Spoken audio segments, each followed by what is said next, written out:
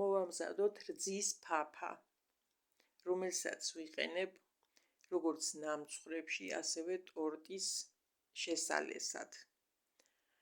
ამ მომზადებულ ფაფას შევაერთებ ცივ კრემთან ერთად. ცივ კრემში ვგულისხმობ კარგად ათქვეპილ, ოთახის ტემპერატურაზე ათქვეპილ კარაქს, მაღალ პროცენტიანს, რომელსაც ვურევ იმავე რაოდენობით მოხარშულ შედედებულ რძეს. ეს გახლავთ მხოლოდ და მხოლოდ რძე, შაქარი და ფქვილი. 1 ლიტრ რძეში, თბილ რძეში გავხსენი ჭიქანახევარი შაქარი და ჭიქანახევარი ფქვილი. შევურიე ერთმანეთს კარგად, მუდმივი მორევით მივიყვანე აი ამ მდგომარეობამდე. ახლა იშუშება ფაფა. ამ პროცესს ჭირდება დაახლოებით 5-7 წუთი, რადგან აღარ გქონდეს ფქვილის გემო.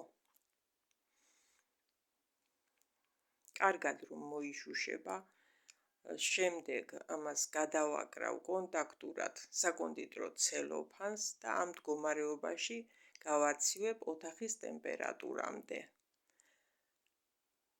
ამის მერე ეს ფაფა უკვე მზად იქნება უკვე გამოსაყენებლად.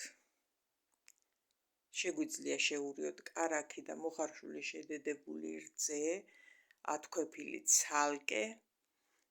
ამ მასასაც რა თქმა უნდა ავთქვეფავთ და შევურევთ ერთმანეთს. გამოდის იდეალური კრემი, ვამატებ აუცილებლად ვანილის შაქარს ან ვანილის ესენციას.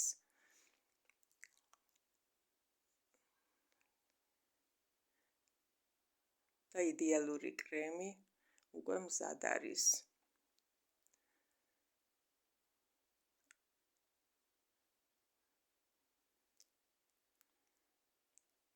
ცელოფანი აუცილებლად სჭირდება, იმიტომ რომ თვითონ მოხარშულმა ფაფამ არ გაიკეთოს ქერქი, არ გაუხეშდეს და შემდეგ ათქვებისას იყოს უპრობლემო.